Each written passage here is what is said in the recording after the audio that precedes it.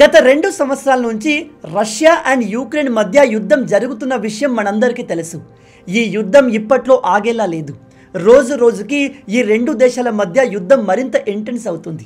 అయితే ఇక్కడ ఇంట్రెస్టింగ్ విషయం ఏమిటంటే ఈ రష్యా యుక్రెయిన్ యుద్ధం కారణంగా ఏలియన్స్ మన భూమి మీదకి రావడం లేదు. ఈ యుద్ధం జరిగి ఉండకపోతే ఇప్పటికే ఏలియన్స్ భూమి మీదకి వచ్చేవాళ్ళు. ఐ నో ఈ విషయం వినడానికి అంత నమ్మశక్యంగా లేదు, కానీ ఈ విషయం చెప్తుంది నేను కాదు. UFO unidentified flying object expert అయిన నిక్ పోప్ ప్రకారం కొన్ని లైట్ ఇయర్స్ దూరంలో ఉన్న ఏలియన్స్ మనల్ని ఎప్పటి నుంచో గమనిస్తున్నాయి. వాళ్ళు ఈ భూమిపై వద్దామనుకున్న సమయంలో ఈ యుక్రెయిన్ రష్యా యుద్ధం మొదలైంది. ఈ యుద్ధం కారణంగా వాళ్ళు భూమిపై రావడానికి ఇష్టపడట్లేదు అని చెప్తున్నాడు. ఈ విషయం వినడానికి అంత నమ్మశక్యంగా లేదు, ఎందుకంటే ఇప్పటి వరకు ఏలియన్స్ కన్ఫర్మ్గా ఉన్నాయని ఏ గవర్నమెంట్ యాక్సెప్ట్ చేయలేదు. అఫ్కోర్స్ చాలామంది సైంటిస్టులు ఉన్నాయని చెప్తున్నారు. అలాగే అప్పుడప్పుడు యూఎఫ్ఓలు కనిపించే వార్తల్ని మనం వింటూనే ఉన్నాం, కానీ ఒక సాలిడ్ ఎవిడెన్స్ అనేది ఇప్పటిదాకా లేదు. అలా అని ఏలియన్స్ లేవు అని ఈ విషయాన్ని మనం కంప్లీట్గా కొట్టి పారేలేము. ఎందుకంటే రీసెంట్గా జరిగిన ఒక స్టడీలో తెలిసింది ఏమిటంటే మనం ఉంటున్న ఈ మిల్కీవే గెలాక్సీలో భూమిలాగా జీవం కలిగిన 4 గ్రహాలు ఉన్నాయి. అండ్ సైంటిస్టుల అంచనా ప్రకారం ఆ గ్రహాలపై ఉన్న ఏలియన్స్ మనకంటే కూడా చాలా అడ్వాన్స్ అయి ఉండవచ్చు. ఆ అడ్వాన్స్ ఏలియన్స్ ఏదో రోజు ఖచ్చితంగా భూమిని రీచ్ అవుతారు. ఒకవేళ వాళ్ళు మన భూమిపై ఉన్న రీసోర్స్ కోసం వస్తే ఖచ్చితంగా ఆ ఏలియన్స్కి మనకి మధ్య యుద్ధం మొదలవుతుంది. అయితే ఇఫ్ మనుషులకు ఏలియన్స్కి మధ్య యుద్ధం జరిగితే ఈ ఏలియన్స్తో పోరాడే అంత అడ్వాన్స్ టెక్నాలజీ మన దగ్గర ఉందా? సాధారణంగా 2 దేశాల మధ్య యుద్ధం జరిగినప్పుడు ఆ దేశాల్లోని గవర్నమెంట్ డిఫరెంట్ ప్లాన్లను వేస్తుంది. ఆ యుద్ధాన్ని ఎలా గెలవాలో ప్లాన్ చేస్తుంది. కానీ ఈ ఏలియన్స్ కంప్లీట్గా వేరే గ్రహం నుంచి వస్తారు. అండ్ ఇక్కడ భూమిపై ఉన్న దేశాలన్నీ సెపరేట్గా డివైడ్ అయి ఉన్నాయి. ఒక్కో దేశానికి ఒక్కో సెపరేట్ గవర్నమెంట్ ఉంది. అలాంటప్పుడు ఏలియన్స్తో యుద్ధం జరిగితే మన ప్రోటోకాల్ ఎలా ఉంటుంది? వివిధ దేశాల గవర్నమెంట్లు ఎలా కలిసి పనిచేస్తాయి?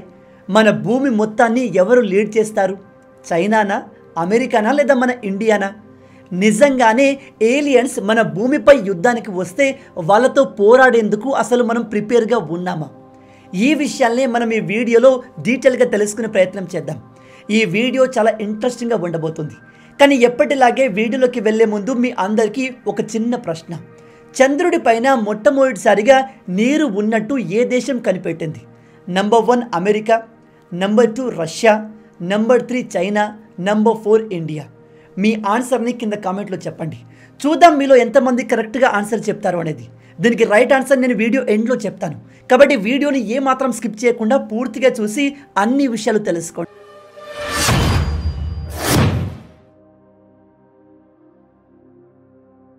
ఏలియన్ అనే వర్డ్ వినగానే మీ మైండ్లో ఇదిగో ఇలాంటి ఒక ఇమేజ్ వచ్చి ఉంటుంది.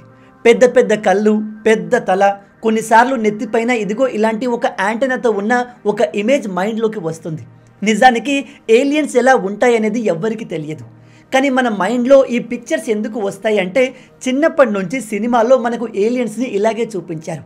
ఏలియన్ అంటే మన భూమిపై కాకుండా వేరే ఇతర గ్రహాలపైన పుట్టిన జీవి.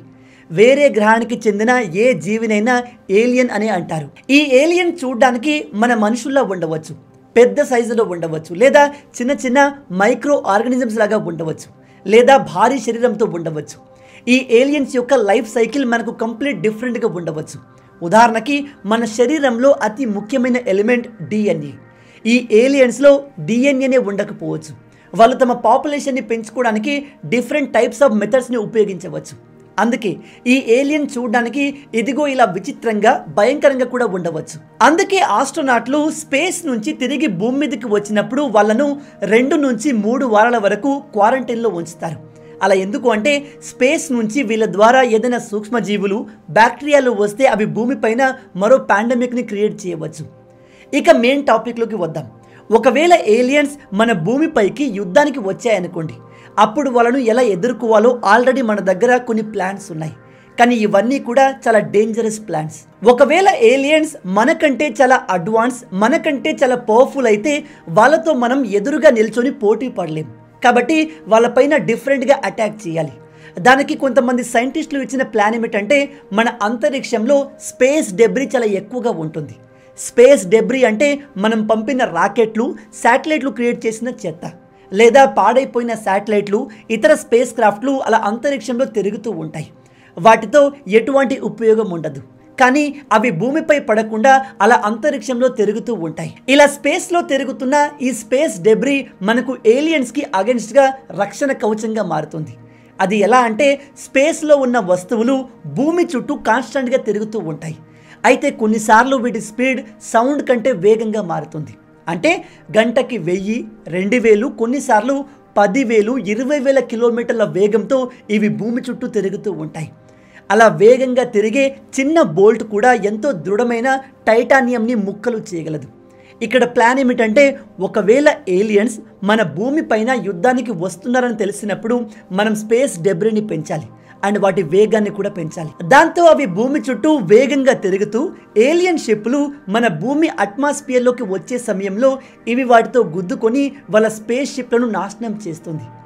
రెండవ ప్లాన్, అటాక్ డ్యూరింగ్ ఎంట్రీ.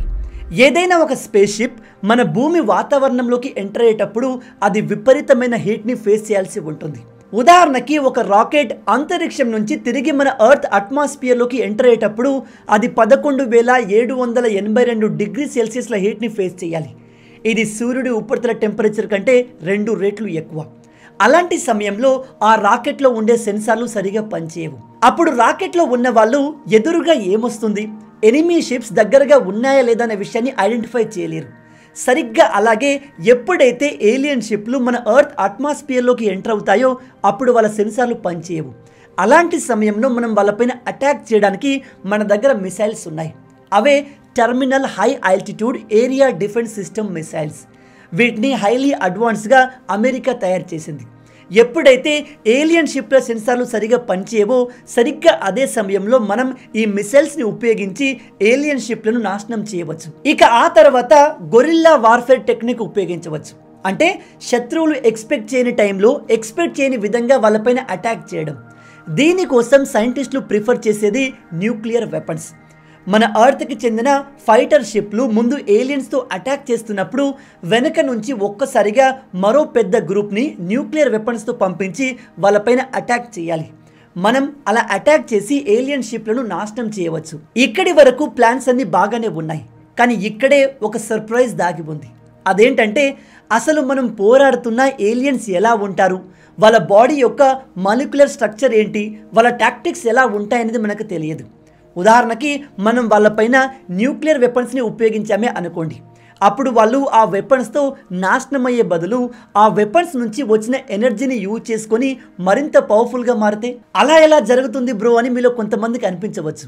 కానీ మన భూమి మీద ఉన్న జీవులు, మన దగ్గర ఉన్న టెక్నాలజీ ప్రకారం అలా జరగకపోవచ్చు. కానీ ఏలియన్స్ దగ్గర ఆ టెక్నాలజీ ఉండవచ్చు. వాళ్ళు శత్రువులు ఉపయోగించే వెపన్స్ నుంచి వచ్చే ఎనర్జీని ఎక్స్ట్రాక్ట్ చేసే టెక్నాలజీని డెవలప్ చేసి ఉండవచ్చు. అలాంటప్పుడు మనం వాళ్ళపైన ఎన్ని వెపన్స్ని, ఎన్ని మిసైల్స్ని వేస్తే వాళ్ళు అంత పవర్ఫుల్గా మారుతారు. మరి అలాంటి సమయంలో మనం ఏం చేస్తాం? అలాంటప్పుడు మన అంతం తప్పదు. ఒకవేళ అదే పరిస్థితి వస్తే వరల్డ్ వార్ సమయంలో న్యూక్లియర్ వెపన్స్ని తట్టుకునేలా తయారు చేసిన బంకర్స్లో మనం దాక్కోవాల్సి వస్తుంది. అండ్ ఆబ్వియస్లీ ఏలియన్స్ మన భూమి మొత్తాన్ని ఆక్యుపై చేస్తారు, కోట్ల మందిని అంతం చేస్తారు. అలా భూమిని కంప్లీట్గా ఆక్యుపై చేసిన ఏలియన్స్ మధ్య మనం భయపడుతూ బతకాల్సి వస్తుంది. కానీ ఇక్కడ ఇంకో విషయం ఉంది. ఒకవేళ వచ్చే ఏలియన్స్ మంచోళ్ళైతే, ఏలియన్స్ అనేవాళ్ళు కేవలం మనతో యుద్ధం చేయడానికి రారు కదా, బహుశా మన గురించి తెలుసుకోవడానికి, మనతో కమ్యూనికేషన్ కోసం వస్తున్నారు కావచ్చు. కానీ మనం ఏలియన్స్ అనగానే ఎప్పుడు వాళ్ళు మన పైన అటాక్ చేయడానికే వస్తారు అనుకుంటాం. ఎందుకంటే మన DNA స్ట్రక్చర్ అలాంటిది, మన థాట్ ప్రాసెస్ అలాంటిది, మన హ్యూమన్ ఎవల్యూషన్ కూడా అలాగే జరిగింది. మీ అందరికీ తెలుసు, వందల సంవత్సరాల క్రితం సైన్స్లో కాస్త అడ్వాన్స్ అయిన బ్రిటిష్ వాళ్ళు యూరప్ దేశాల ప్రజలు ఇతర దేశాలపైన ఏ విధంగా తమ అధికారాన్ని చలాయించారు. వాళ్ళతో వ్యాపారం చేస్తామని వచ్చి మెల్లమెల్లగా అంతగా అభివృద్ధి చెందిన దేశాల ప్రజల్ని వాళ్ళ గుప్పెట్లో తెచ్చుకొని లక్షల మందిని చంపి బెదిరించి వాళ్ళతో పనులు చేయించుకున్నారు. వాళ్ళ దగ్గర ఉన్న సంపద మొత్తాన్ని దోచుకున్నారు. అందుకే కదా బ్రిటిష్ వాళ్ళు మన దేశాన్ని దాదాపు 400 సంవత్సరాల వరకు దోచుకున్నారు. ఈ సృష్టి ధర్మమే అంత కావచ్చు. బలవంతుడు బలహీనుణ్ణి ఎక్స్ప్లాయిట్ చేస్తాడు. అంటే బలం కలిగిన వాడు బలహీనుని దగ్గర ఉన్న ప్రతి దాన్ని లాక్కునే ప్రయత్నం చేస్తాడు. కానీ ఏలియన్స్ అలా ఉండకపోవచ్చు. బహుశా వాళ్ళు మనతో స్నేహం కోసం వస్తే. ఇక్కడ నా ఒపీనియన్ ఏమిటంటే, ఒకవేళ ఆ ఏలియన్స్ మనతో స్నేహం కోసం వచ్చినా చివరికి వాళ్లకు మనకు యుద్ధమే జరుగుతుంది. దానికి కారణం ఏంటో తెలుసా? మనమే, అంటే మనుషులే. మనుషుల్లో సాధారణంగానే అత్యాశ ఎక్కువగా ఉంటుంది. ఒకవేళ ఏలియన్స్ మన భూమి మీదకి వస్తే మనం వాళ్ళ టెక్నాలజీ తెలుసుకునే ప్రయత్నం చేస్తాం. వాళ్ళ టెక్నాలజీని పూర్తిగా తెలుసుకుని వాళ్ళకంటే అడ్వాన్స్ అయ్యి వాళ్ళపైనే అధికారం చెలాయించే ప్రయత్నం చేస్తాం. అలా ఎందుకు జరుగుతుంది బ్రదర్? వాళ్ళు స్నేహం కోసం వచ్చినప్పుడు మనం వాళ్ళతో బాగుంటే సరిపోతుంది కదా అని మీలో కొంతమంది అనుకోవచ్చు. కానీ మనుషులతో అంత ఈజీ కాదు. మనుషుల సైకాలజీ ఎలా ఉంటుందంటే, ఎప్పుడైతే ఇతర వ్యక్తి లేదా ఇతర జీవులు మనకంటే అడ్వాన్స్ ఇంటెలిజెంట్ అని తెలిసినప్పుడు మనం వాళ్ళకంటే డామినేటింగ్గా ఉండే ప్రయత్నం చేస్తాం. ఆ ప్రయత్నంలో మనకు వాళ్ళకు మధ్య క్లాష్ జరగవచ్చు. స్నేహం కోసం వచ్చిన వాళ్ళే మనం చేసే పనుల వల్ల శత్రువులుగా మారి మనల్ని అంతం చేయవచ్చు. లేదా మనం వాళ్ళతో పోరాడే ప్రయత్నంలో మన మానవ జాతి పూర్తిగా అంతమైపోవచ్చు. ఎందుకంటే మనుషులు ఎప్పటి నుంచో ఇదే ప్రాసెస్ని ఫాలో అవుతూ వస్తున్నారు. ఏదేమైనా రాబోయే కొన్ని సంవత్సరాల్లో ఏలియన్స్ భూమి మీదకి వచ్చే అవకాశాలు ఉన్నాయి. ఆల్రెడీ ఏలియన్స్ భూమి మీదకి వచ్చేసి మన మధ్య మనుషుల్లా వేషం మార్చుకొని ఉండొచ్చని పెద్ద పెద్ద సైంటిస్టులు, యూనివర్సిటీలు చెప్తున్నాయి. ఈవెన్ రీసెంట్గా మన ఇస్రో చీఫ్ కూడా ఇదే విషయాన్ని చెప్పారు. ఈ మొత్తం సినారియో గురించి మీరేమనుకుంటున్నారు? ఏలియన్స్పై యుద్ధానికి మనం సిద్ధంగా ఉన్నామా? ఒకవేళ ఏలియన్స్ భూమి మీదకి వస్తే ఏం జరుగుతుండొచ్చు? భూమిపై ఉన్న డిఫరెంట్ దేశాలు అండ్ ప్రజలు ఏ విధంగా రియాక్ట్ అవుతారు? ఈ ఏలియన్స్ మన భూమి మీదకి రావడం అనేది మంచిదా చెడ్డదా? మీ ఆలోచనల్ని కింద కామెంట్లో మాతో షేర్ చేసుకోండి. ఇక నేను మిమ్మల్ని మొదట్లో అడిగిన ప్రశ్నకు సమాధానం విషయానికి వస్తే, చంద్రుడి పైన నీరు ఉన్నట్టు కనుగొన్న మొట్టమొదటి దేశం ఏది? దీనికి రైట్ ఆన్సర్ నెంబర్ 4 ఇండియా. 2008లో మనం పంపిన చంద్రయాన్ 1 మిషన్ ఫస్ట్ టైం చంద్రుడి పైన నీరు ఉన్నట్టుగా కనిపెట్టింది. మీలో ఎంతమంది దీన్ని కరెక్ట్గా ఆన్సర్ చేయగలిగారు? హానెస్ట్గా కింద కామెంట్లో చెప్పండి. మొత్తంగా ఇవి ఈ వీడియోకి సంబంధించిన పూర్తి విషయాలు. ఈ వీడియో మీకు నచ్చింది అనుకుంటున్నాను. నచ్చితే అలా ఊరికే చూసి వెళ్ళిపోకుండా వీడియోని లైక్ చేయండి. ఈ వీడియోకి నేను మీకు ఇచ్చే లైక్స్ టార్గెట్ 5000 లైక్స్. చాలా ఈజీ, సింపుల్గా చేసేయండి. మీరు కొట్టే లైక్స్కి కింద ఉన్న లైక్ బటన్ పగిలిపోవాలి. అండ్ ఇలాంటి మరిన్ని ఇంట్రెస్టింగ్ వీడియోస్ కోసం మన ఛానల్ని సబ్స్క్రైబ్ చేసి మమ్మల్ని సపోర్ట్ చేయొచ్చు కదా. ఇది మీకు కంప్లీట్లీ ఫ్రీ. కానీ మీరు చేసే ప్రతి ఒక్క లైక్ అండ్ సబ్స్క్రిప్షన్ మాకు మరిన్ని వీడియోస్ చేయడానికి ఒక మోటివేషన్లా ఉంటుంది. కాబట్టి వీడియోని లైక్ చేసి ఛానల్ని సబ్స్క్రైబ్ చేయడం మర్చిపోవద్దు. రాబోయే వీడియోలో ఇంకో ఇంట్రెస్టింగ్ టాపిక్తో మళ్ళీ కలుద్దాం. అంటిల్ దెన్, జై హింద్.